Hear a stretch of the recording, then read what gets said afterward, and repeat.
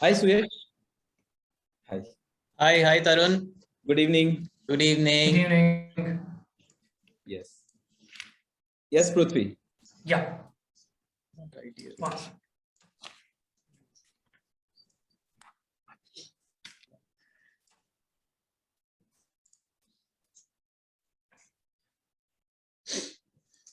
Good evening, everyone.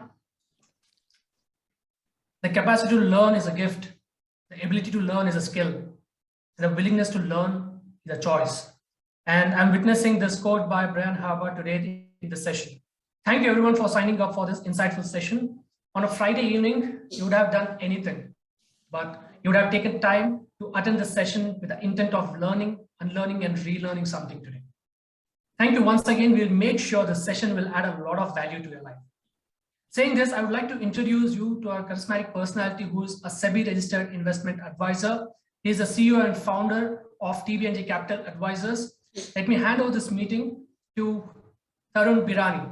Mr. Tarun Birani, the stage is yours. Over to you. Great. Prithvi, you want to kickstart with some polls quickly? Yes.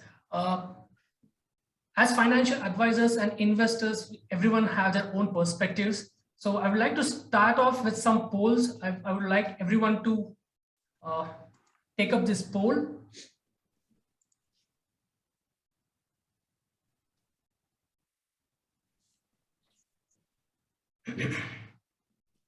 So Suyash, we are trying to get some data for you to start with. What are investors thinking? Absolutely. Yeah. Good to know all of this. Yes. So Prithvi, how many questions we have? 5 questions. 5 questions.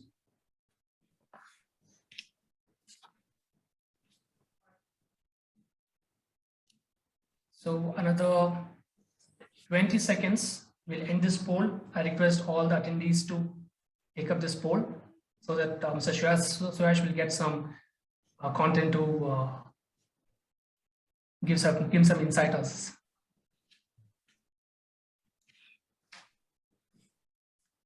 Okay, another 5 seconds. 5, 4, 3, 2, 1.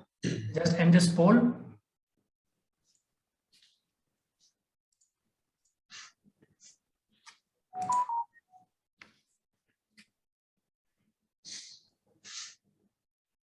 Great. So Prithvi, I'll take over. Thank you so much. So good evening, everyone, for joining in. And let's quickly kickstart with this results of these polls. So most of you feel that the GDP growth expectation for this financial year is positive.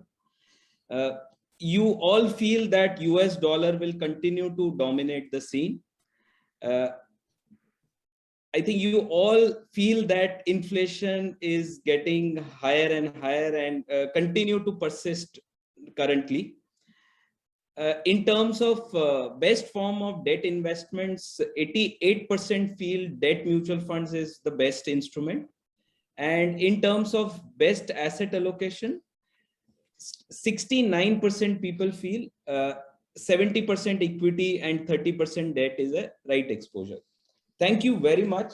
And so now for years now, we have been organizing this masterclass to equip investors with necessary skill, resources, and insight to make informed financial decisions. The feedback we received post these events is a proof that all of the attendees are genuinely leveraging the knowledge shared in these sessions. So we are delighted with this response and your continued involvement in every session. So the background is, as we talk right now, Turkey has reported 60% inflation data. In 2020, we have 195 countries who are cutting rates out of, and as we talk, 260 plus countries have is increasing rates. So it has dramatically changed. The environment has changed dramatically in last 2 years. The CPI and the WPI inflation numbers are way above the comfort zone of RBI. So we thought, let's have somebody who can give us all these insights on what is happening, the impact of the Ukraine war, US Fed hike, the inflation part. So that's where the background I'm trying to set the context. We have none other than Mr. Suyash Chaudhary, who doesn't need any introduction. He's fixed income head of IDFC Mutual Fund. He's one of the India's top fixed income experts and has a strong track record covering fixed income research and fund management.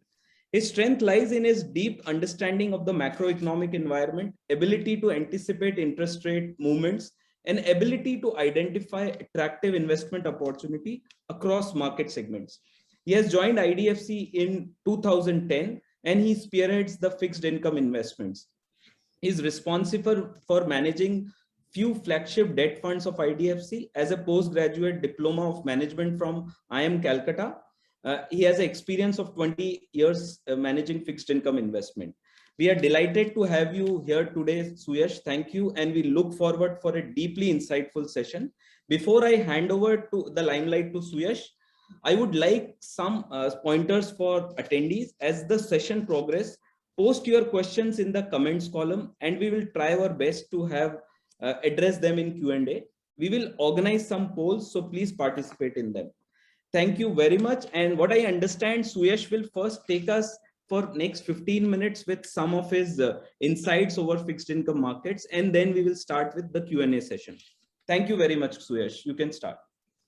Thank you so much, Tarun, and very happy to be here today. Thank you so much for inviting me. So since we have 15 minutes to do it, I will get right down to it. What I thought is, we'll keep it simple, but not overly simple. And that's really the theme of what I wanted to talk about today, that there is a danger that we tend to oversimplify things in investing. So simplification is a virtue, but what we find is, especially in the current context, there is a tendency to oversimplify, and therefore, the takeaways sometimes seem to be intuitively right, but if you get deeper into it, probably not so much so. So I'm just sharing a presentation that I'm going to start with. I'm just going to request for help with my IT team. Just one second.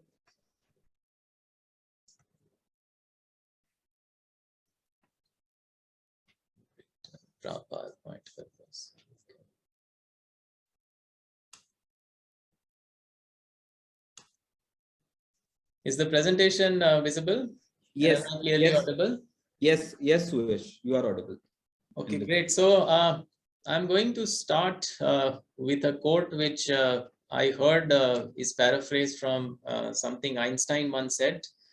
And it's basically, that you should make things as simple as you can make them, but not much simpler. And I think it's a very, very, powerful quote. Like I said, there is virtue in being simple and, being able to communicate as simply as one can. But as I'll show you from what is happening in fixed income narratives today, probably, things are being made too simple and therefore leading to what in our view could be wrong asset allocation. Now, here's a list of things which I believe would be top of mind for most investment advisors in fixed income. So obviously the number one question is RBI is about to hike interest rates. So therefore what happens? Second is I see, a lot of recommendations going out on, floating rate funds and money market funds. And I'll explain in a while that you could like one of floating rate funds or money market funds, but not both. And I'll explain you why that is the case. The third, point people are at is that there's a lot of volatility now and RBI is only about to hike rates now, so one should wait. A fourth, very common point of view heard is economy is reviving, corporate balance sheets have cleaned up, banks are in such a better shape, so should one buy credit risk funds? A fifth, what sells like hotcakes today are corporate bond and state development loan oriented index products. And are they the right products right now? And last, if I manage to convince you about fixed income, a logical question to ask is, okay, if that's so great, then why not 10-year, 15-year fixed income? So I'm assuming, between these 6 questions, most of what goes on in a fixed income advisor's mind hopefully gets answered. And if it does not, then there is always the Q&A. Now I'm going to start with a little bit of a technical aspect, and I'll try to keep this as simple as possible, but it needs to be understood for you to recognize just how wrong the general narrative on fixed income is. So the general narrative is that RBI is just hiking rates now, and there are who knows how many rate hikes yet to come, and therefore you should be doing XYZ in fixed income. Now this table that I have here basically is breaking down what is called interest rate swaps in the fixed income market. So you have bond yields that we are all familiar with, but you also have another curve, which is the interest rate swap curve. What this curve does and what these interest rate swap yields basically do is measure what amount of rate hikes the market is already pricing in. So just to give you an example, for a 1 year, the interest rate swap is something like 6.1%. Now, the way this goes is, suppose you are wanting to be defensive about interest rates, you are expecting interest rates to go up. So you may actually like to hedge yourself by paying this 6.1% to another counterparty, and in return, getting the current overnight rate. So you think that over a period of time, as RBI hikes interest rates, the overnight rate will go up, and therefore you will be protected. But on the other side, you are actually paying 6.1% for the 1 year. So obviously you will only pay 6.1% if you think the current overnight rate, which is starting at 4.3%, as you can see in the table, will rise to an extent that on average over the next 1 year, you at least make 6%, if not more. So that is how the interest rate swaps measure what is the market already factoring in as interest rate hikes. Now, as of 6th of May, when interest rate swaps were slightly higher than that, so the dates mentioned here are roughly the RBI policy dates, starting from June right up to April 24. Now, the 1 year swaps and the 2 year swaps as of 6th of May 22 were basically pricing in something like this trajectory of interest rate hikes, which is basically these percentages that you have in the next column for call rates. So as you know, after the last rate hike, the overnight rate is something like 4.3%. The interest rate swap market is already pricing in 75 basis points of hikes in June and August, followed by something like 50 basis points in September, and then 20-25 basis points till the overnight rate goes to 7%. Now this is slightly lower today because interest rate swaps have fallen, but this 7 would have moved to 680 or thereabouts. So the only simple point I'm making is markets are always forward discounting in nature, don't forget that. And what you're buying are bond yields, you are not buying the overnight rate. And therefore, the question that you have to ask yourself is not that RBI is hiking rates or about to hike rates further, but what is the likelihood that RBI hikes by more than what the market is factoring in? So you see how a very simple narrative is actually not that simple. Again, to repeat myself, it's not about that the RBI is hiking now. It's only about versus market expectation, will RBI hike more or less? And our clear view is that, and I'll come to that later, but our clear view is that RBI is probably going to hike lesser than what the market is currently pricing. This is what we call the yield curve. Now, as you know, the yield curve is the price of money from starting from 1 day all the way till 30 years or so. So what we have done here is we have taken actual yields as of 5th of May from the overnight to the 10-year point. Now, the overnight as of 5th of May was 4.15%. This is after the surprise rate hikes that happened in May. Now, you will see the 1 year rate is around 170 basis points higher at 5.85. The 4 year rate is another 85 basis point higher at 7%. These are all government bonds. And the 5 year rate is 7.24. There are two very large takeaways from this. One is, when we say RBI is hiking rates, they are hiking this 4.15%. But as you can see here, the 4 and 5 year government bond yields are actually already in excess of 7%. So the question, and this is what I will come to when I show some of the bond mathematics, the question really is not that RBI is hiking and therefore, you know what to do. The question is, the yield curve is already very, very steep, even up to 4 or 5 years. And therefore, even if yields were to rise further, how much further do they need to rise so that these investments don't make sense to me? So remember, another common narrative is yields are about to rise, so let me not invest. But as this shows you, and just keep some of these numbers in mind, I will refer to them later as well. The overnight rate is 4.15%.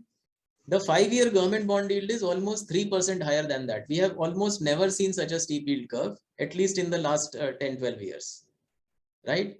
The other thing this tells you is that the 5-year to 10-year is only around 25 basis points. So normally we think of the fixed income market in 10-year bond yield terms. You know, what do you think the 10-year bond yield is going to be? My submission to you is forget the 10-year bond yield.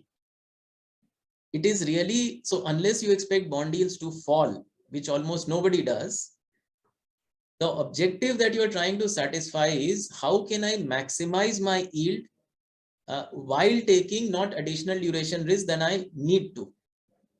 So as this chart very clearly shows you, as long as you are in the 4 or 5 year government bond yield bucket, you don't need to take additional duration risk, because for the next 5 years, you get only around 25 basis points. So these are the 2-3 observations that come across from this chart. Now here is some bond mathematics.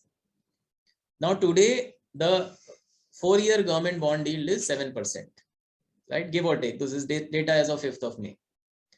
Assume over the course of the next 1 year, this yield goes up by 50 basis points, so that at the end of 1 year, this becomes 7.5%. Even then, just mathematically calculated, your return for year 1, and this is just a mathematical calculation, no guidance, nothing else.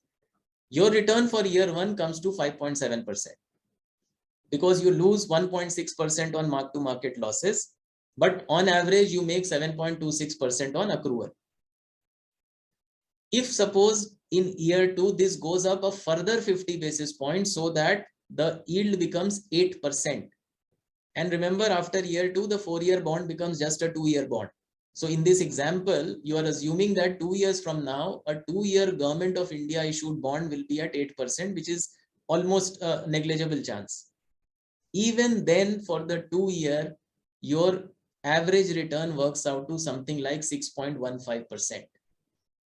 So please surrender this myth that you need yields to fall for you to invest in the bond market today. As long as you are positioned at the right point of this very steep yield curve, you can actually afford bond yields to continue to rise and still make very decent returns, provided they don't rise by a very, very large amount. So what we have assumed here is over 2 years, the yield rise is 100 basis points, which is actually quite a bit. Right. And remember, and this, all of this is available with us, these calculations, etc. So you can ask for them. Take another example. Take the 5-year government bond yield, right? So as of 5th of May, the 5-year government bond yield was something like 7.19%. So if you are there for 5 years, and why the 5-year? Because we actually have a gilt index 27 product, which is a 5-year product, right? So it made sense to do this. So over 5 years, you make a total return of 35.93%, which is nothing but 7.19 into 5. Right? So this is the total return you will make over 5 years, not annualize the total return. Now, suppose you thought that, this is too volatile. Let me match my investment horizon with the tenure of the bond I'm buying. And so you said that let me buy a 3-year only. Look at in the second chart, the protection that you get. So if for the first 3 years, you lock yourself at 673, which was the 3-year bond yield as of 5th of May, you are basically saying that for the next 2 years, the 2-year bond yield could have risen to 7.86, and still you would have made the same return as you would have made if you had just forgotten and invested in the 5-year. So the point we are making is that the curve is so steep at the 4-year, 5-year point that even with additional volatility over the next year and 2 years, there is enough compensation that is now available on the table. And don't for a minute mistake that additional volatility will not happen, because as you know, just said at the beginning of your comments, that rate hikes are happening around the world, and therefore today market is in fear mode. But the important point to recognize is, what is the simple narrative being told to you? That RBI is about to or is in the process of hiking interest rates, so go to money market funds and floating rate funds. What we are saying is almost the opposite of that. So the 4 to 5 year duration maturity kind of government bond sector with a 2 to 3 plus horizon, 2 to 3 year plus horizon, is making phenomenal sense basis just these simple bond market calculations that I have presented here. This is not even a view that I have presented so far.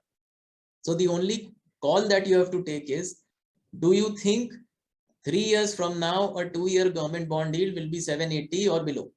If it's below, then there is absolutely no sense for hunting for 1 year, 2 year, 3 year investments. Just hunt for 4 year, 5 year with a 3+ year horizon. The other logic is, things are very volatile. Let me for the next few months just wait it out. So this mathematically, just through calculation, shows you the cost of waiting. So if you're, let's say, waiting in money market funds for the next 6 months, your starting yield is 4.15%. We have assumed over this period there is a 100 basis point hike in RBI policy rate. So the average that you get is 4.15 and 5.15 average, which for 6 months is 2.33% absolute. So 4.66 divided by 2. Instead of that, suppose you said that, let me come to the 5 year bond or, that sector at something like 7.2%.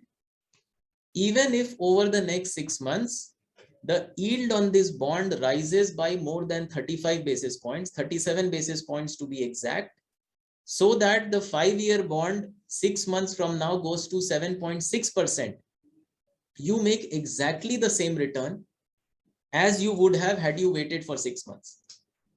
So you would feel emotionally very good about yourself that, look, I saved so much money by waiting for 6 months. But when you do the calculation, your return is exactly the same. And why is all of this happening? Because we are very focused on this overnight rate, which is at 4.15 to 4.3%, depending upon whether you are lending in call or you are lending in CBLO. But the game actually is that 4-5 year rates are almost 300 basis points or 3% over where the current overnight rate is. The other question then getting asked is, economy is reviving, everything is doing very good, why not credit risk fund? This is why not credit risk fund. This is actual data of all the credit risk funds in the marketplace, average YTM versus the yield on 5 year government bond.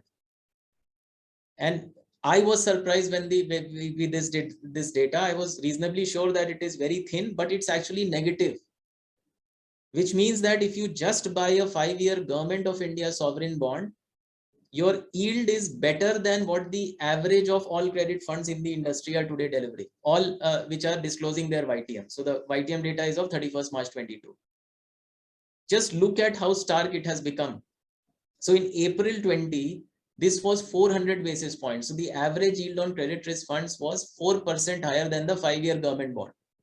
Even till 1 year back, it was 2% higher than government bonds. Today, the average yield on credit funds is lesser than 5 year government of India bond. So again, what is the common narrative, the simple narrative that you hear? Yields are about to rise, but the economy is doing very well. So let's go and hide in credit risk funds. See this chart and then tell me whether it makes sense to be buying credit risk funds. So sometimes the simplest of things are the best of things. And in our view, this 4-5 year government of India bond oriented products are probably the simple and the best idea, the simplest and the best idea that are there on the table with a 2 to 3 year minimum investment horizon. The other thing we hear a lot is, then why not invest in SDL or corporate bond oriented 5 year products? This is why.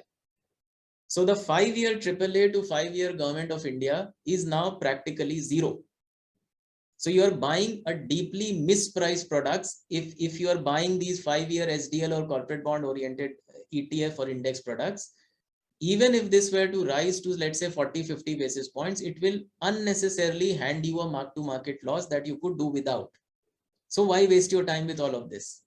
Simple government of India products in the 4-5 year sector probably make the most sense as far as our view is concerned. And this is all backed by data. So you can see the data.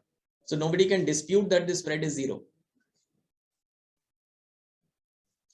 The last point that you have to keep in mind is, so like I said, then you would think, why not 10-year and 15-year products? Because there are two things that you have to think about when you enter the fixed income market. One is what you expect RBI will do, but the other is also the bond supply that is coming in the market. So remember, I showed you in a previous chart that the spread between 5-year and 10-year is hardly 30 basis points today.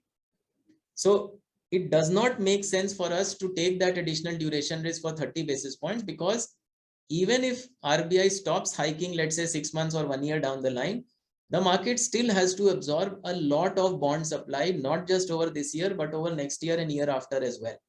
So the 10-year, 15-year duration points may continue to feel that pressure for some more time.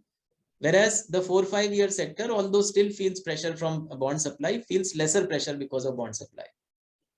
So the summary of all I have said so far is, think about RBI rate hike cycle in a different fashion. Don't worry about that RBI is hiking. Worry about if RBI hikes more than what the market is expecting, and the market is already expecting a lot. Second, the criteria to invest in 4-5 year government bond oriented products is not that yields will rise.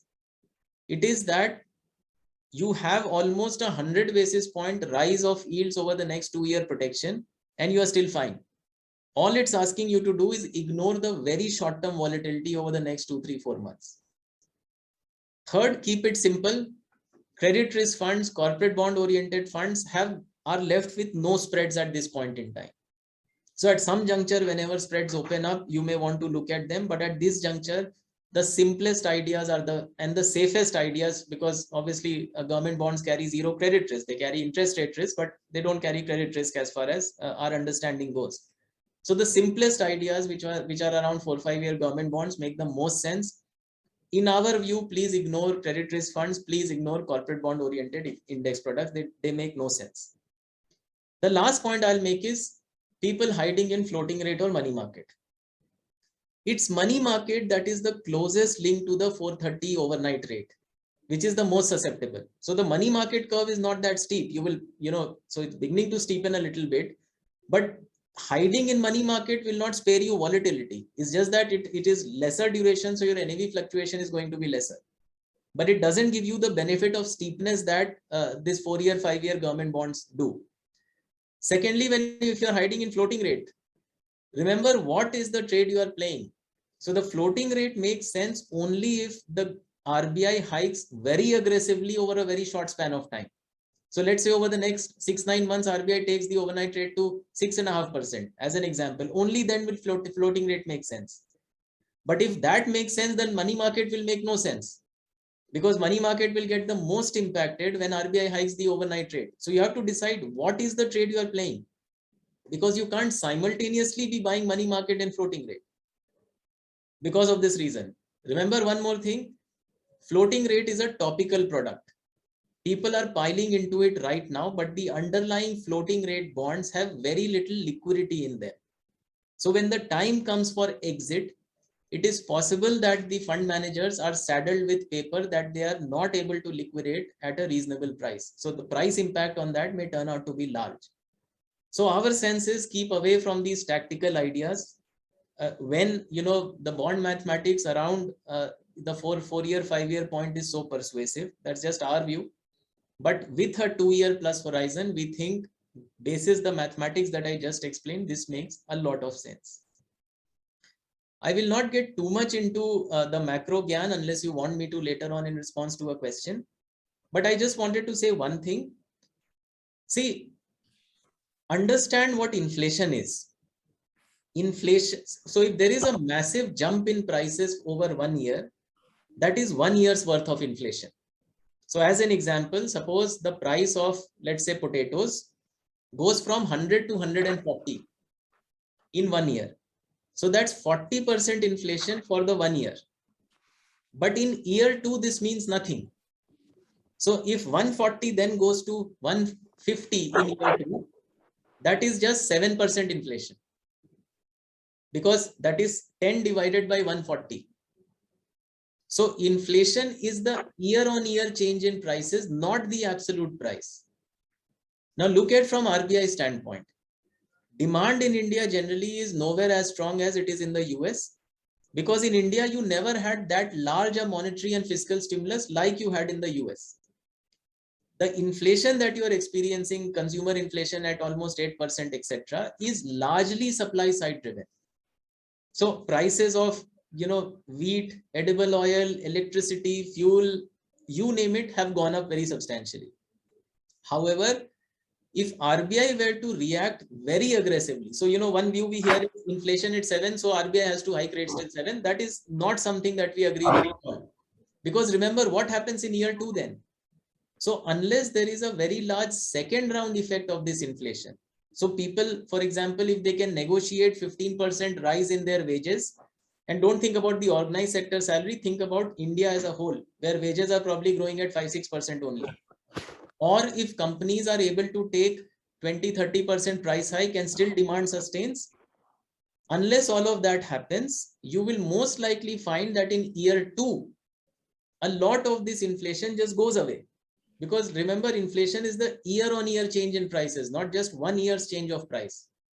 So if RBI, let's say, hikes interest rates to 7% over the next 1 year, just assume it does that, what does it do in year 2 then, when inflation drops to 5.5%? Does it cut? Because remember, monetary policy impacts economic activity with a 2 to 3 quarter lag.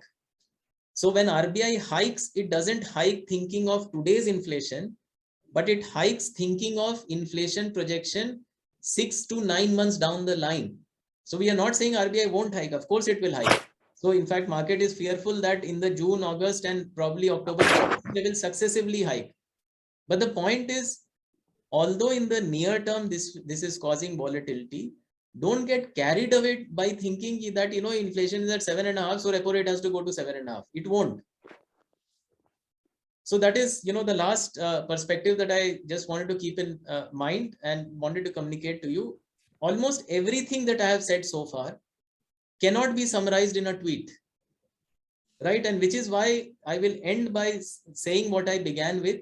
It's important to simplify, but be aware that there is a risk people are oversimplifying this for you, and therefore leading you to make non-optimal or even wrong asset allocation decisions in fixed income. Last point there. Suppose you are very defensive and you put everything away for 1 year. It seems funny to talk about it now, but 1 year from now, you may actually be exposing yourself to reinvestment risk, because most of the rate hike cycle would probably be done by then. People would be wondering whether the next move is actually a rate cut. Not now. So don't misunderstand me in thinking that we are saying a rate cut is happening. Not at all. What I'm saying is that 1 year from now, you may be at the peak of the rate hike cycle, and all your investments are maturing then. So you'll actually be subjecting yourself to reinvestment risk, and then you'll be scratching your head saying that I actually had a 3-year investment horizon or a 2-year investment horizon, but I sub-optimized that by being carried away in being defensive for just investing in 1 year. Let me stop there and take questions if there are any. Yes. Thank you. Thank you, Suyash, for your insights. Now let's quickly kickstart with some questions which me and my research team has before opening the floor for questions. You all may put your questions on the chat box, if any. Thank you. My understanding is this last 1 year, we have been continuously getting higher inflation data. And my idea of questioning is more to reflect back. What could have been done better? If a year back, when the inflation data is consistently going higher, but still RBI continued to remain silent there. So do you think RBI had been late in doing the hikes, which we have recently seen as high as 40 basis point in the surprise meeting? Or you think this is something which is normal?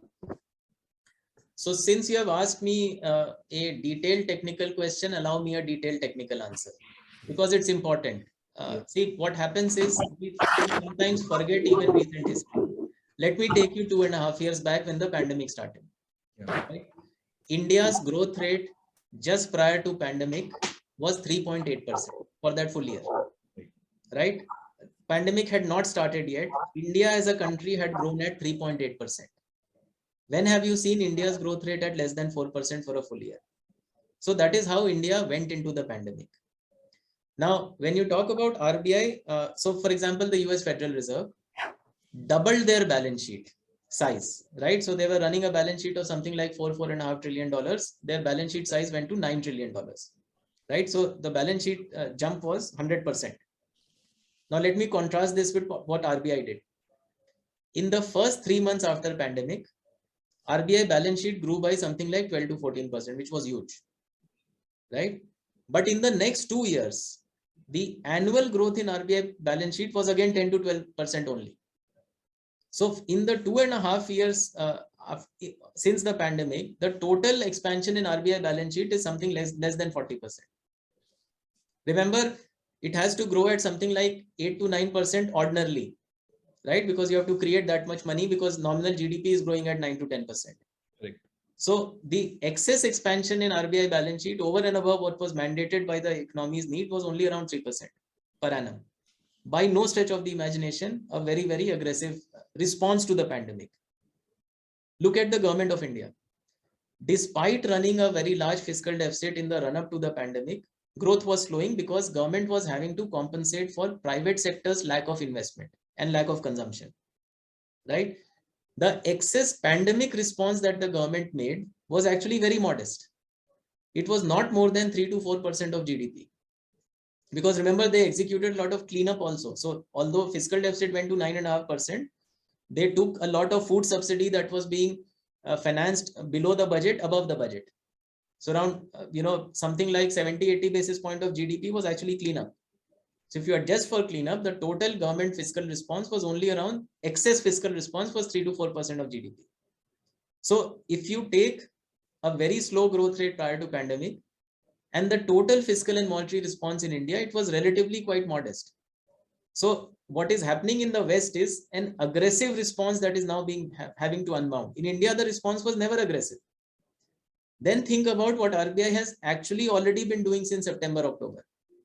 So RBI first introduced this VRRR, variable rate reverse repo, which basically lifted banks' lending rate or banks' money that the rate that they get when parking money with RBI from 335 all the way to 4%. So for the banking system, effectively the overnight rate was hiked in December itself. Then RBI actively started to shrink their balance sheet by selling bonds to the market and doing some forex operations.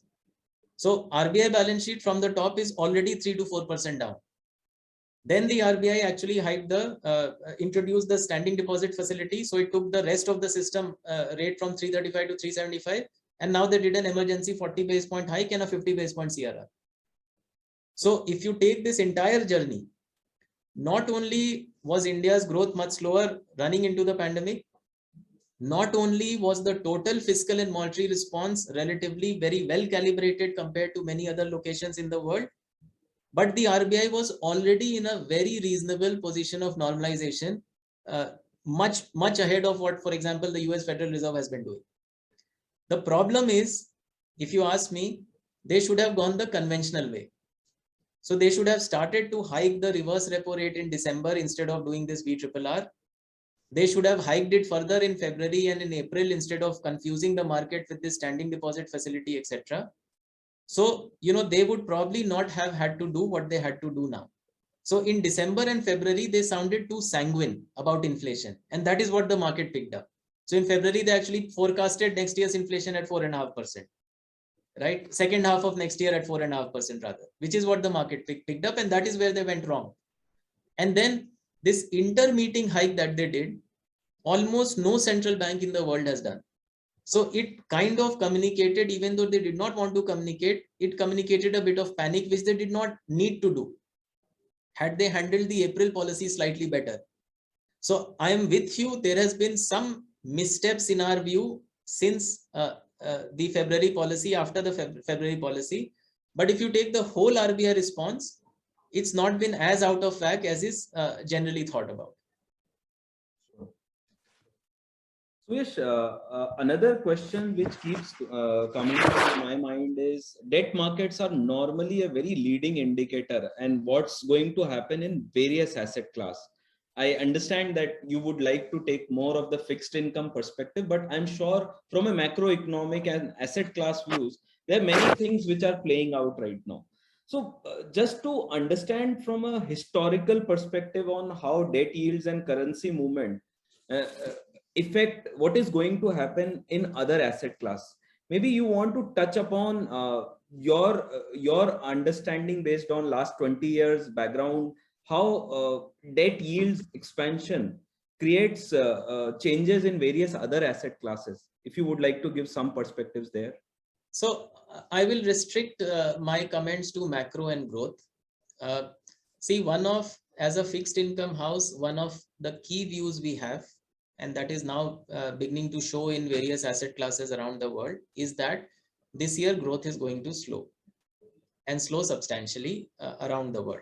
And the reason we say that is, so for example, look at the US. So over the last 2 years, US has led growth around the world because of the massive fiscal and monetary stimulus that was given. And it's the largest country in the world. So if that country grows at 5%, then it lifts all boats. Now, both monetary and fiscal stimulus in US is now crashing. So just to give you an example, for 2 years, the US ran a fiscal deficit annually of something like 12 to 15% of GDP. That is now coming down to 5% of GDP. So suddenly, all this cash transfers and everything that happened to people is now stopped. Secondly, even though the Fed has only started to hike rates, the point in my presentation was that market already starts to discount what the central banker is going to do. So as an example, look at mortgage rates in the US. Till 4 months back, you could have taken out a home loan at 3.3%. Today, you have to take it at 5.5% in the US. It's one of the most aggressive increases in such a short span of time that we have ever seen. Then the Ukraine-Russia war is lifting all prices. So real incomes are deeply negative everywhere. So as a combination of all of this, consumer and business sentiment is weakening very, very substantially, even in the US, much more so in the Eurozone. And then talk about China. China growth rate, most people think is going to be 4% or below this year. It was already slowing, and with all these COVID lockdowns they are doing, it's going to slow even more. So one of the things one has to remember is it's not just the direction of change, but the pace of change that matters. So if in a very short span of time, there is a very aggressive change in rates, then that tells on growth prospects very, very quickly. So over the last 30-40 days, the new thing that has started to happen is credit spreads in developed markets are now beginning to go up. So that wasn't happening till 2 months back. So, junk bond yields in the US are going up. In Eurozone, they are going up. All of that is beginning to happen. So in some sense, these are classic signs that market is now pricing in weaker growth ahead. So oil is holding up because of the shock to supply. But look at metals. Metals are down some 15% from the top because people are now beginning to worry about demand.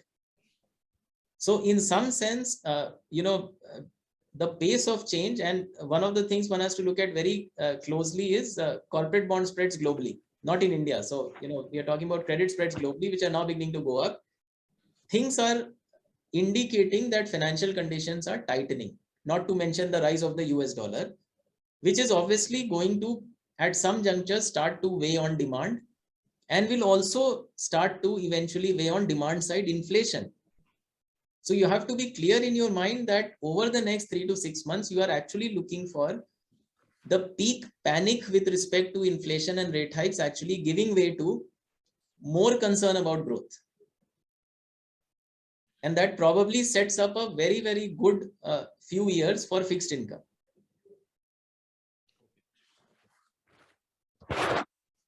Suyash, there is a question coming in from Mr. Sagar. On the global front, we are seeing a divergent policy as the West is tightening aggressively and China is on the path of monetary easing. If the growth slows down in India, here 6 months down the line, the core inflation moderates as the base effect kicks in by the end of this year, and a recession probability increase in the US and an inverted yield curve. Then can we expect monetary easing by RBI? That's an excellent question. Let me answer it slightly differently. This is actually part of our base case. And the way, not the base case that RBI will be easing monetary policy, but that after maybe 5 or 6 months, RBI will find it very difficult to continue to hike rates. So remember what most people are thinking today, and this is a view, I could be wrong on this, but let me express what our view is. Most people are thinking today that, so the pre-pandemic overnight rate was something around 5.15%. Today, the overnight rate is 4.3% as measured by the repo rate. So the general observation is that RBI will quickly normalize from 430 to 550. There we completely agree. We also think that basis this inflation panic, which RBI, the projection, like most people, RBI also got wrong. Everyone got wrong because of this huge supply shock, but RBI got it more wrong because they were more dovish on inflation. Basis this, they will probably move to 515 fairly quickly, probably by August. However, most in the market think that RBI will continue to hike rates till 6 quarter or 6 half by mid next year. That is where we disagree. We think although they will go to 515, maybe even up to 5 half relatively quickly, but they will not be able to hike much beyond that because of the reasons that Sagar is mentioning. Chiefly that by that time you will have enough evidence that globally growth is slowing reasonably quickly. And therefore, the second round effect on inflation that RBI worries about will probably not exist. Now, there are two risk factors to this view. One is if there is a sudden suspension in the Ukraine war, then some of the growth fears will go away, but then RBI's hawkishness will also go away, because that will in fact be positive for bonds, because RBI will then say that this supply shock is not happening, so I don't need to hike as much as I thought I would. The other thing which is unlikely, but I will say, is if China were to embark upon a massive fiscal stimulus. So they panic on their 4% growth and they embark upon a very massive fiscal stimulus, which also looks unlikely. So barring these two risk factors, one of which is actually going to be positive for bonds, our view remains, to summarize, is that although RBI may get quickly to 515, after that, versus what market is pricing, they will probably be much more gradual or may not be able to hike much beyond that. And that is where the opportunity in our view lies, that one has to use this next 2-3 months of volatile period, in our view, to scale into middle duration bonds, which is 4 to 5 year government bond oriented products. And the product nomenclature does not matter in this. You have to see what the product strategy is, right? And even if I'm wrong on this, the bond mathematics is your friend. So don't lose sight of the 2-year, 3-year holding sensitivity sheets that I showed you, and those are available with us for your consumption if you want. Or the cost of waiting sheet that I showed you, that if you wait for 6 months, then there is a 37 basis points at the 5-year bond. That much protection is anyways available to you. Thank you, Suyash. Suyash, another question which comes to my mind is with this LIC IPO and before US Fed hike announcement, RBI came up with an ad hoc announcement of this 40 basis point rate hike. This clearly indicates the intent that RBI wants to prioritize inflation over supporting growth. Given that there are macro headwinds over supporting the growth, are we seeing massive stagflation risk? And just for everyone's information, stagflation is basically low growth along with high inflation. So do you see risk of stagflation, Suyash? See, low growth along with high inflation is already upon us around the world. So for example, the US will grow at 2%, but inflation will average probably 6%. Or, just look at IMF's own forecast.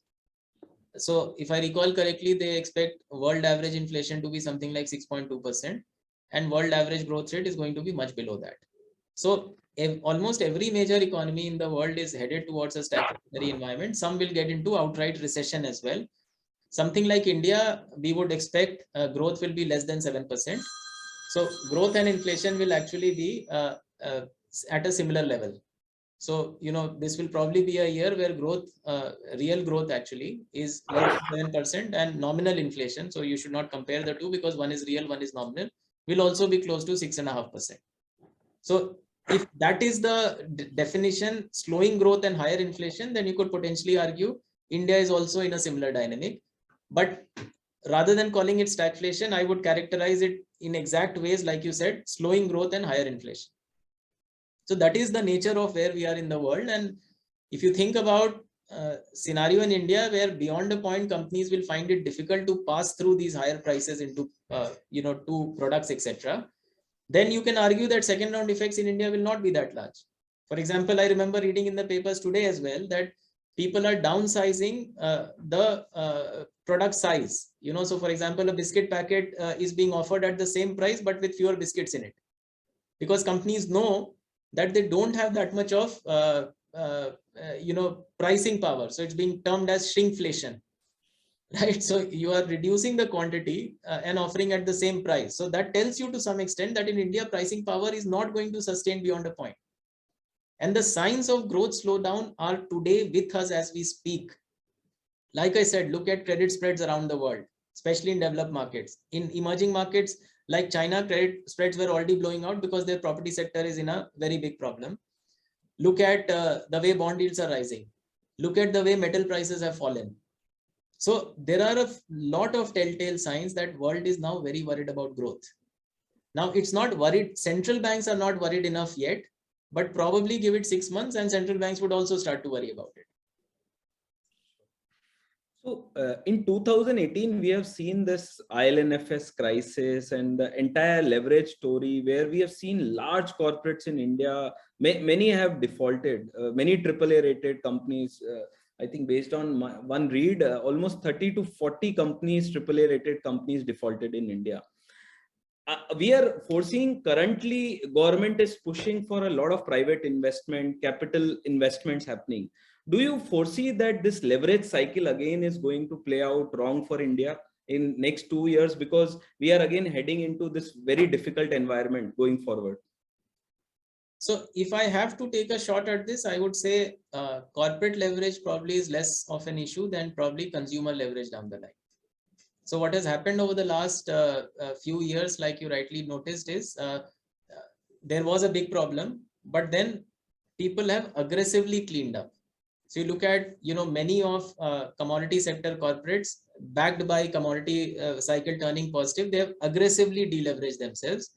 And the notable thing is that even the fresh expansion they are putting up is largely financed through internal accruals. So it's not as if they are going gaga over taking bank loans on this, right? Similarly, banks have cleaned up. They have the capacity to lend, but where are the large size tickets available to lend at a fair price? So today, you can get a home loan at a rate which is lower than where a 5-year government bond yield is, right? So the system, the large ticket size system seems to have generally cleaned up. Now, I'm not making a blanket statement that everyone has cleaned up. Probably the next set of issues will happen more on a bottoms up basis, probably in the consumer leverage cycle down the line. But that is not a macro credit risk anymore. That's a bottoms up credit risk. And, so the argument behind not buying credit risk funds today is not necessarily as much grounded in risk, but in return. So if you go, remember the chart that I put up, 5-year government bond yield is actually higher today than the average YTM of all the credit risk funds in the marketplace. Now you can argue that, the top 3 YTMs would be higher. So compared to that, the yield may not be negative, but it would still be very narrow. So the chart would still hold. So, even if you were to pick 3 credit risk funds which you like and do a 5-year government bond yield versus their average YTM over the last 3 years, you will find that spread has really, really shrunk. And from a risk adjusted return standpoint, it's not worth your while at all to be chasing those anymore in our view. So how do you expect, again, I know you have explained this before, but for simplicity of others who don't know these technicalities of debt market, how long do you expect the interest rate hike cycle to last before we see stabilization? Do you see any merit in making a case of next 1 to 2 year, 1 year will be a hiking period, and after that you'll start seeing normalization happening? So our current view is that although the RBI may start reasonably aggressively, like I said, they may want to get to 515 on the overnight rate fairly quickly, but we don't expect this rate hike cycle to last much beyond March, April of 23. It could even turn out to be smaller than that. This is based out of the other view we have that growth around the world is slowing already. And it will become an area of concern probably for central banks, maybe 5-6 months down the line. So it will then become very difficult to continue to hike aggressively into that cycle. So we don't expect the rate hike cycle to last much more than probably 9 months to 12 months in this cycle. So there's a question coming in: if US gets into recession, we will also not be spared. As you mentioned, rate hike will happen in India by next 6 months. In that case, taking medium duration call will work or not? What impact will be on the Indian bond market? So like I said, steepness of the yield curve is your friend. So again, to run through some numbers, the overnight rate to 5-year government bond yield is 3%. We haven't seen that steep an yield curve in a very, very long time. That is your friend. So if you have a 2 to 3 year horizon and you are entering a product around the 4-year, 5-year government bond, the cushion that you get is really, really large, provided you are not bothered by the next 2, 3, 4 months of volatility.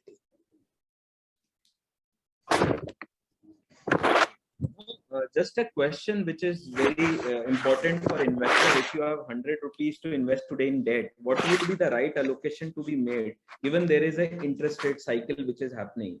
And investors have a lot of options available. You have government products available, small saving products available. You have a lot of debt funds available. You have NPS products available. So based on all these mix, what according to your advice to investors would be to go in the current environment? See, my advice would be to be very clear about what you're thinking. Product tags mean nothing. Right. So a corporate bond fund run by IDFC may be very different from corporate bond fund run by XYZ. Similarly, you could make that argument for a gilt fund, for a dynamic fund, for a banking PSU fund, for a floating rate fund, for whatever. So I think we all need to take a very deep breath. Think about what exactly makes sense in the fixed income market. So which is why, if you notice, I'm not getting into products, I'm getting into the idea. What on the yield curve makes the most sense and why? So to repeat myself, if you have anywhere from a 2-year plus horizon for investment, the 4 to 5 year government bond and those oriented products to us are the best risk versus reward right now. And I have showed you calculation sheets on how even if yields rise further. So there's a question about interest rate cycle beginning. My entire presentation was about interest rate cycle is not just beginning, because market is already priced in RBI overnight rate going too close to 6.5 to 6.75. So how is it just beginning? It's beginning for RBI, but for the market, it's very mature right now. Right? So when you think about asset allocation, first think about what are you wanting to do? What is your investment horizon? What are the risks you are wanting to mitigate and what are the risks you are wanting to take? So here is some food for thought. You have, let's say, a 2+ year horizon on bulk of your money. The risks that you want to mitigate are volatility risk, which you can't mitigate too much in the short run. Because if you focus too much on volatility risk, you will end up sub-optimizing. You will end up buying a 6-month, 1-year product, which makes no sense at this juncture in my view. Right? So you have to be in the 4 to 5 year space and not beyond that also. Just the 4 to 5 year space, just on sovereign. So you want to mitigate volatility, which you'll have to live with. You want best carry adjusted for the risk that you are taking.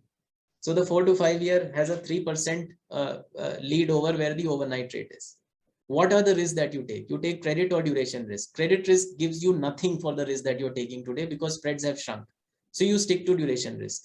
But you don't take duration risk over and above what you require to take.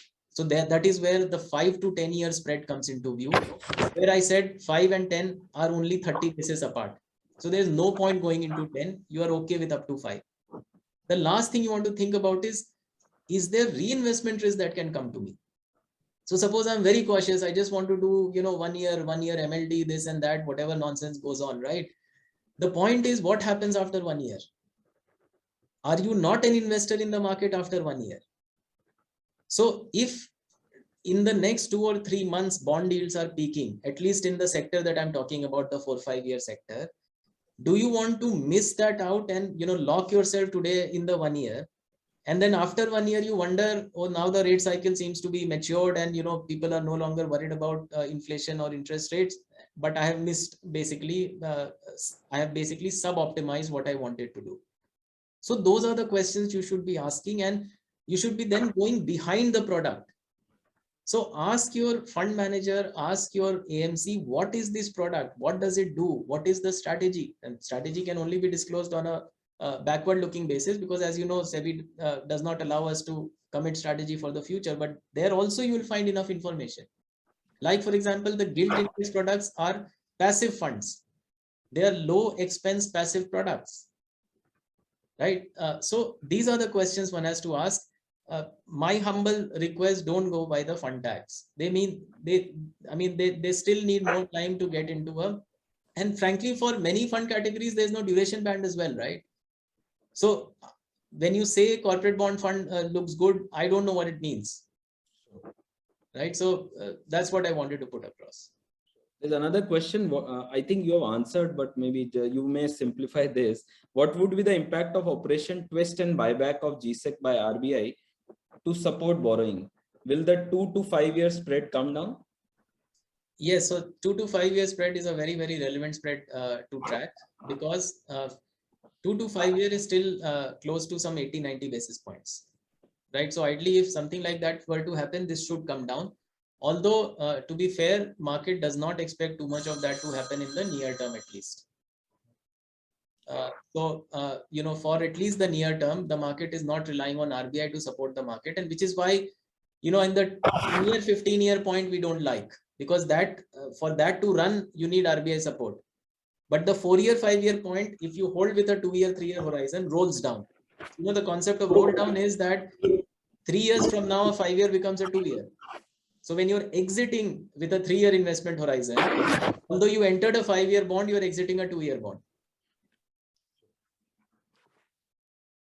Suyash, there are some competing products, asset classes. Globally, they are very big, like REITs, InvITs in India are also getting very popular currently.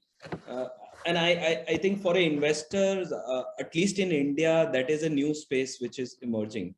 But just for giving some insights compared to a debt duration funds versus REITs, I understand when the interest rate speaks out, REITs also start becoming very attractive for investors, and InvITs also become. Do you think there is a merit for investors to look at those strategies also?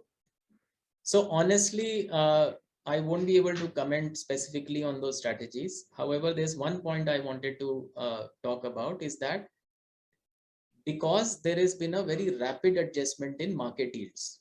Yes. And because government bonds reflect, because they are the most liquid and heavily traded, they reflect it the fastest.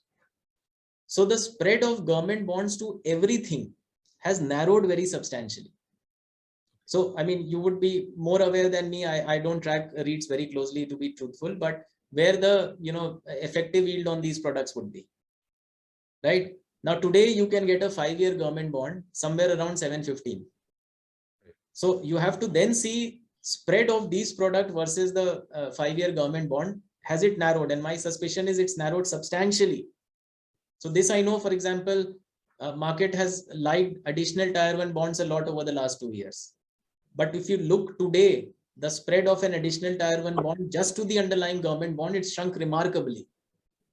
So, we all in investments talk about investment thesis, about risk versus return, about value buying the right asset at the right price, right? Many of us are big fans of legendary investors like Warren Buffett, etc., who are, thinkers of picking value and, deploying the right amount of capital in the right place. But somehow when we go into investing in fixed income, we completely forget that. We say, yeah, 100 basis point extra mil raha hai, le lo. But you have to see whether, for the risk that you are taking, is that 100 basis point, was it 300 basis point 2 years back? And does it mean that can this 100 go back to 200 basis points in 2 years time? So at every point in time, you should take care to allocate capital to the right priced asset relative to other assets that you have a choice on. But in fixed income, we normally hear, "Arey 15 basis to extra le lete hain." So remember, why are these SDL and corporate bond oriented index products doing such robust business today? Because of this mentality, why leave 5 basis on the table? But the question is, if corporate bonds are dealing 5 basis over government bonds, I mean, isn't it plain ridiculous to be chasing that corporate bond and not simply buying the government bond? I think, Suyash, we need to do programs like this more for bringing this awareness. I think the awareness on fixed income is very low in India. Always my pleasure, Tarun, whenever you call. You want to pick this question? What about arbitrage fund return going ahead, since their performance is related to interest rates? No, I don't run that product. Our equity dealers run those, so I have no idea on that. Great. Now, last two questions. One is a question, normally a debt fund investors, and I deal with different kind of investors, and it's a very investor specific question.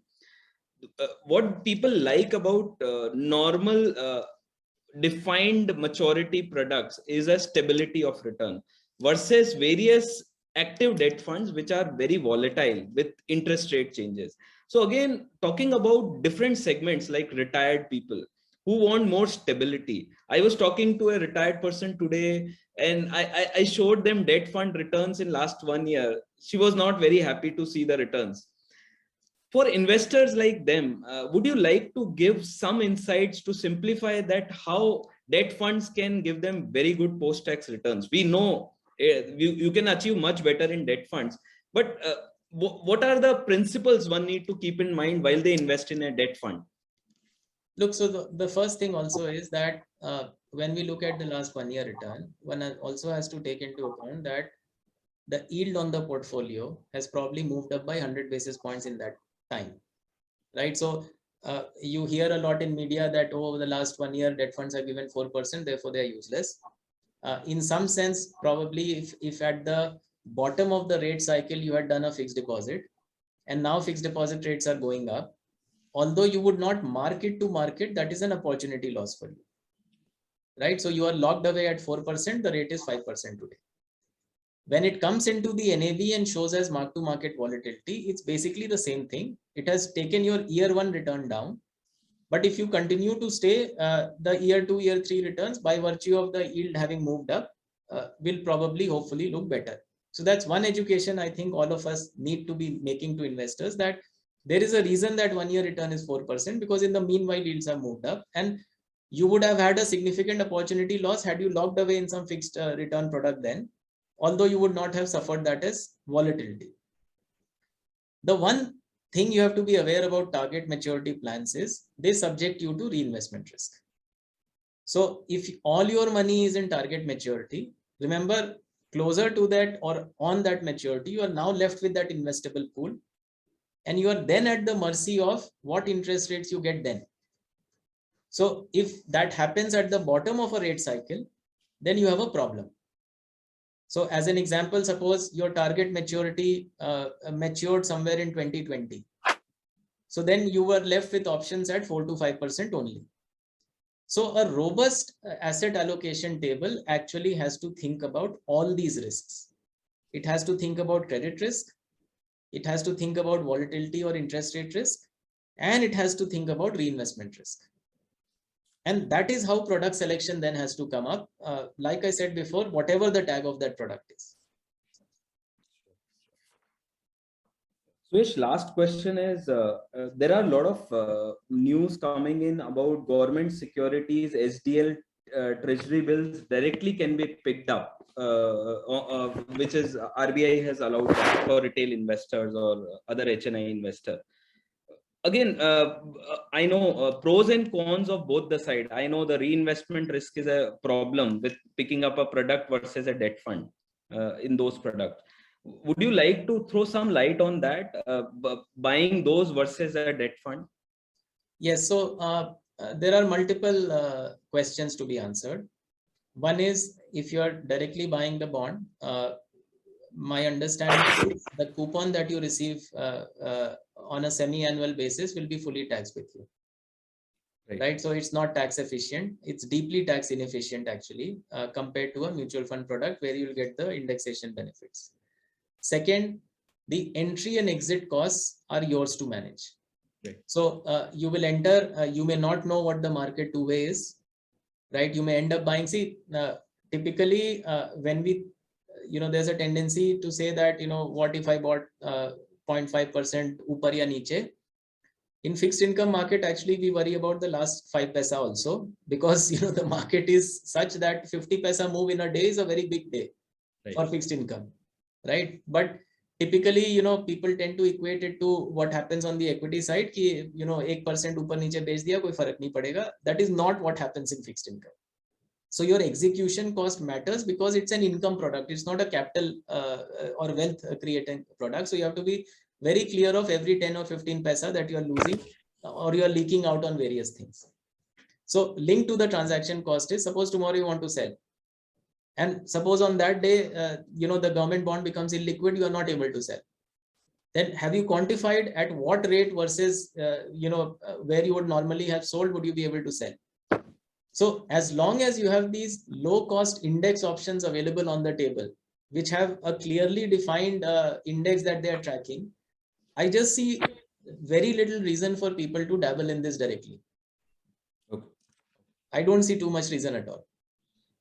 Thank you very much, Suyash, for all your insights. I know we all are going with some better knowledge about fixed income. Thank you very much. For all of you, there is one Google form which we have put in the chat box. This is for a financial clarity call. If any one of you would like to know more about debt markets, debt products, get more clarity about this complex things, do fill in this Google form and we will try to touch base with you for that. Thank you very much. And there is one poll coming up for all of you. So kindly fill up this poll before you leave.